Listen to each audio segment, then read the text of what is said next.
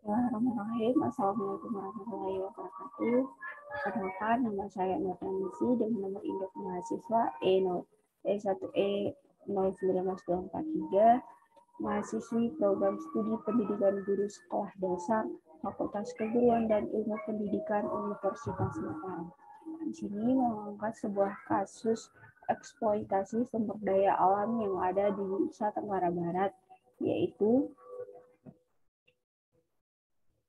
potensi pemanfaatan tumbuhan obat oleh masyarakat di sekitar Taman Nasional Gunung Tambora di Desa Kawindatoi, Kecamatan Tambora, Kabupaten Bima. Artikel ilmiah ini disusun oleh Arif Sriansa, mahasiswa Universitas Muhammadiyah Makassar. Indonesia merupakan negara yang kaya dengan berbagai jenis hutan. Salah satu jenis hutan yang ada di Indonesia adalah hutan tropis. Hutan ini kaya dengan jenis flora yang diperkirakan ditumbuhi 30.000 jenis tumbuhan. Hutan di Indonesia juga memiliki 3 fungsi. Salah satunya adalah hutan produksi. Hutan produksi merupakan kawasan hutan paling luas. Berdasarkan peraturan, hutan produksi dibagi ke dalam 3 tipe, yang antara lain yaitu yang pertama adalah hutan produksi tetap atau HP. HP adalah hutan yang bisa dieksploitasi hasil hutannya dengan cara tebang pilih. Kemudian yang kedua adalah hutan produksi terbatas atau HPT. HPT merupakan hutan yang dialokasikan untuk dieksploitasikannya dalam intensitas rendah. Penebangan kayu masih bisa dilakukan dengan menggunakan metode tebang pilih. Kemudian yang ketiga adalah hutan produksi yang bisa dikonversi atau HPK. HPK yang bisa dikonversi adalah kawasan hutan yang dicadangkan untuk digunakan dalam pembangunan di luar kehutanan. Pengelolaan hutan produksi adalah usaha untuk memanfaatkan hutan produksi yang kegiatannya terdiri dari pemanenan atau penebangan, penanaman, pengamanan, pengolahan, dan pemasaran hasil hutan kayu di hutan produksi.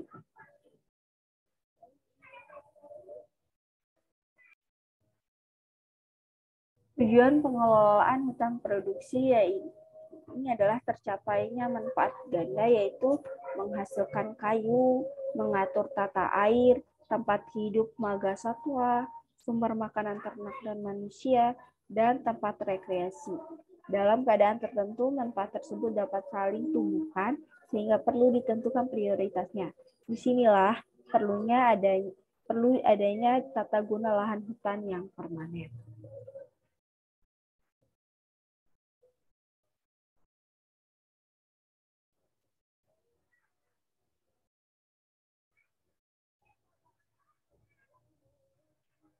Tumbuhan berkhasiat obat. Tumbuhan obat adalah semua tumbuhan yang dapat digunakan sebagai obat, berkisar dari yang terlihat oleh mata hingga yang nampak di bawah mikroskop, menurut Hamilton pada tahun 1991. Tumbuhan obat adalah seluruh jenis tumbuhan obat yang diketahui atau dipercaya mempunyai khasiat obat yang dikelompokkan menjadi yang pertama, yaitu tumbuhan obat tradisional, yaitu jenis tumbuhan obat yang diketahui atau dipercaya oleh masyarakat mempunyai khasiat obat yang telah digunakan sebagai bahan baku obat tradisional.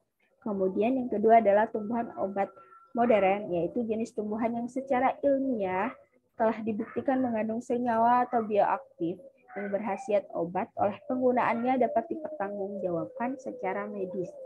Kemudian yang ketiga yaitu tumbuhan obat potensial, yaitu jenis tumbuhan obat yang diduga mengandung senyawa atau bahan aktif yang berkhasiat obat, tetapi belum dibuktikan secara ilmiah atau penggunaannya sebagai obat tradisional sulit ditelusuri. Bagian-bagian yang digunakan sebagai bahan obat yakni kulit atau korteks, kayu atau lignum, daun atau folium, bunga atau flos, akar atau radix, umbi atau bulbus, rimpang atau rhizom, buah atau fruktus, kulit buah atau perikarpium, dan biji atau semen.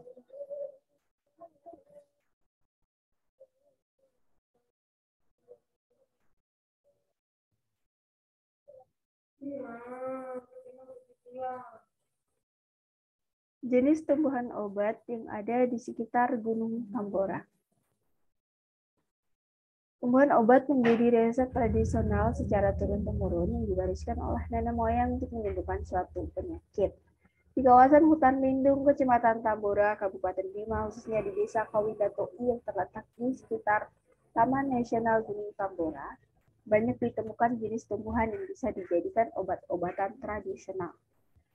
Jenis tumbuhan yang dimanfaatkan oleh masyarakat dari kawasan hutan produksi di Desa Kawidato'i yaitu antara lain tumbuhan seperti jambu biji, kemiri, nangka, serikaya, kopi, gamal, anting-anting, kunyit kuning, alang-alang, putri malu, harendong, bandotan, ketumpang air, sintrong, jahe, pembelekan, pepaya, kumis kucing, wortel, sirih, paria, jeruk nipis, pecut kuda, kelor, dan korek. Potensi jenis tumbuhan obat yang dimanfaatkan masyarakat di Desa Kawidato'i. Potensi jenis tumbuhan yang dimanfaatkan masyarakat di Desa Kawidato'i terdiri dari habitus pohon, herba, perdu.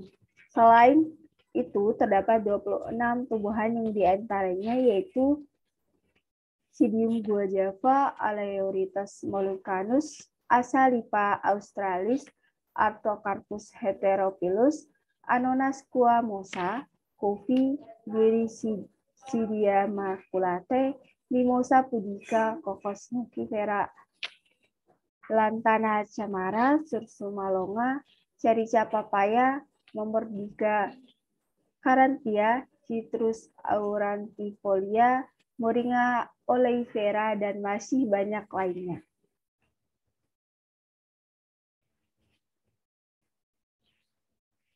Cara pemanfaatan tumbuhan obat yang ada di Desa Kawidato'i, Kecamatan Tambora. Yang pertama yaitu jambu biji.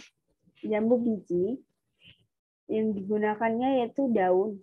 Cara pemanfaatannya yaitu ditumbuk dan dikunyah hingga halus, kemudian dimakan. Manfaatnya bisa menyembuhkan penyakit diare. Kemudian yang kedua adalah wortel. Bagian yang digunakan adalah buah. Cara pemanfaatannya yaitu direbus. Setelah itu didiamkan selama 4 menit hingga dingin, kemudian diminum. Wortel bagus untuk kesehatan mata. Kemudian yang ketiga adalah pepaya.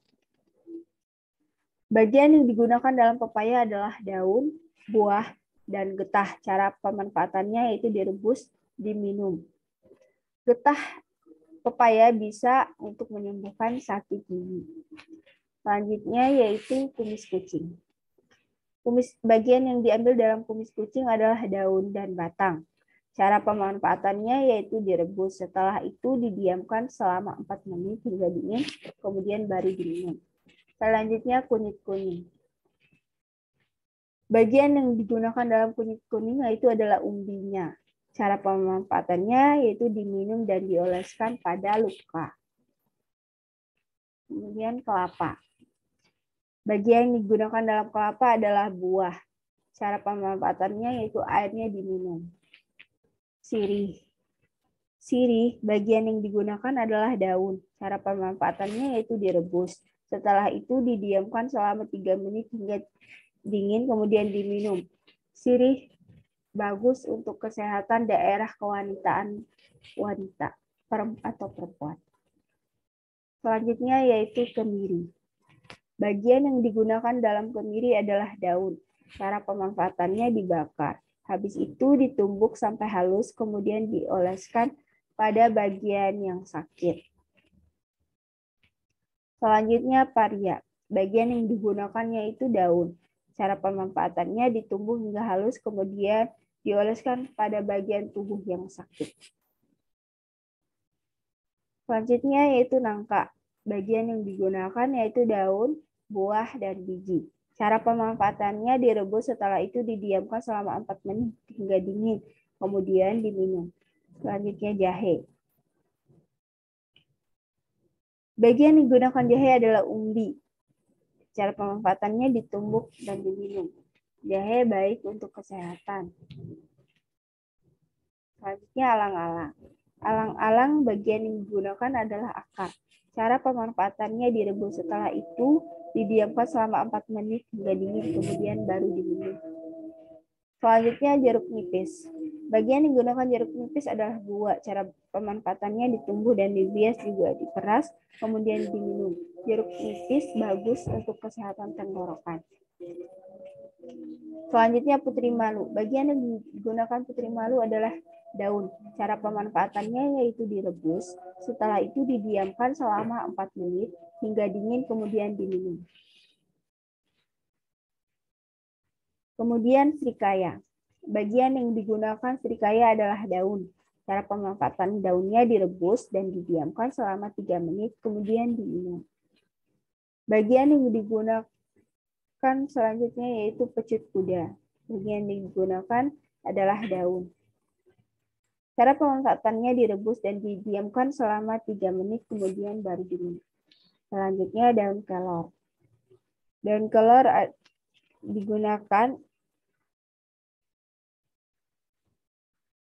bisa digunakan untuk masker wajah. Kemudian harendong. Bagian yang digunakan dalam harendong adalah daun, akar, buah, dan biji. Cara pemanfaatannya direbus dan didiamkan selama 3 menit. Selanjutnya bandotan. Bagian yang digunakan bandotan adalah daun dan akar. Cara pemanfaatannya direbus dan didiamkan selama 3 menit, kemudian baru diminum. Selanjutnya tumpangan air. Bagian yang digunakan dalam tumpangan air yaitu adalah daun dan batang. Cara pemanfaatannya direbus dan didiamkan selama 3 menit, kemudian diminum. Kemudian kopi. Bagian yang digunakan kopi adalah daun dan buah. Cara pemanfaatannya direbus dan diminum. Buah disangrai lalu ditumbuk kemudian untuk luka baru sehingga pendarahannya berhenti. Selanjutnya yaitu gamal. Bagian yang digunakan gamal adalah daun, akar, dan kulit batang. Cara pemanfaatannya direbus dan didiamkan selama 3 menit, kemudian baru diminum. Selanjutnya anting-anting. Bagian yang digunakan anting-anting adalah daun dan batang. Cara pemanfaatannya direbus dan didiamkan selama 3 menit, baru kemudian diminum. Kemudian sintrong. Bagian yang digunakan adalah daun, dengan cara pemanfaatan direbus dan didiamkan selama 3 menit, kemudian baru diminum. Selanjutnya tembelekan. Bagian yang digunakan dalam tembelekan yaitu daun. Cara pemanfaatannya direbus dan didiamkan selama 3 menit, baru kemudian diminum.